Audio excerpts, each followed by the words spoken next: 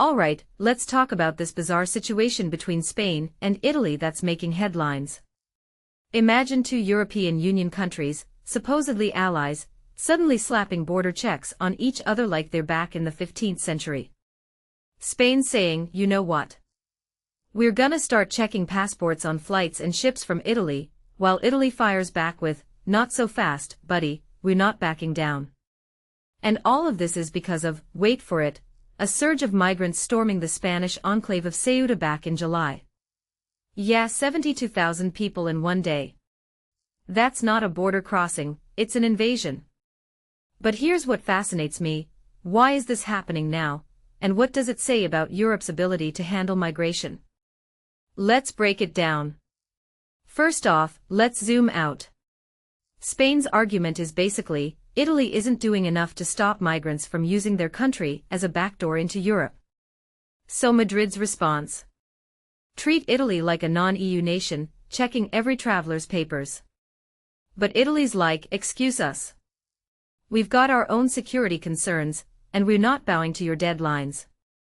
Now I get it, migration is a nightmare for any government. But here's the twist: both countries are part of the Schengen Agreement, which is supposed to eliminate these kinds of internal border checks. So why are they tearing up the rulebook? Because the system's broken, plain and simple. The EU's been kicking the can down the road on migration reform for years, and now individual nations are taking matters into their own hands. It's chaos masked as policy. Let's dive into Ceuta for a second. This tiny Spanish territory in North Africa is the real flashpoint.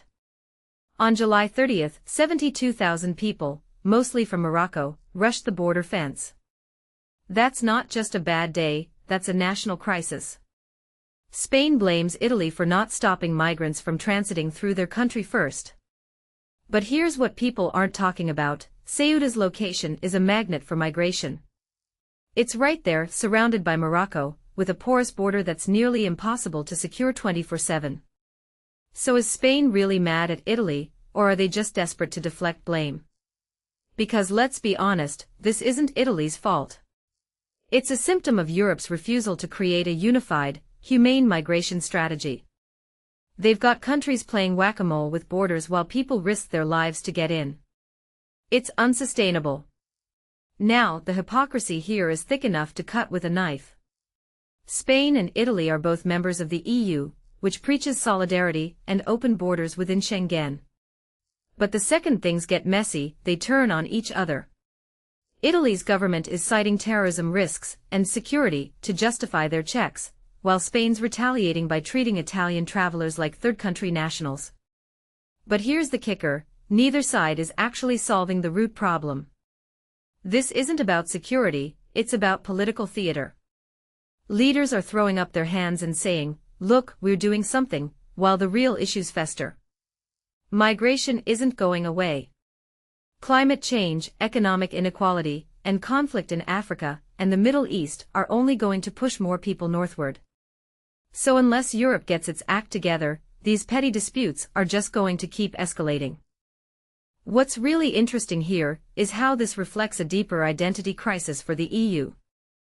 The whole point of the bloc is to transcend national rivalries, right? But when push comes to shove, countries like Spain and Italy default to self-preservation.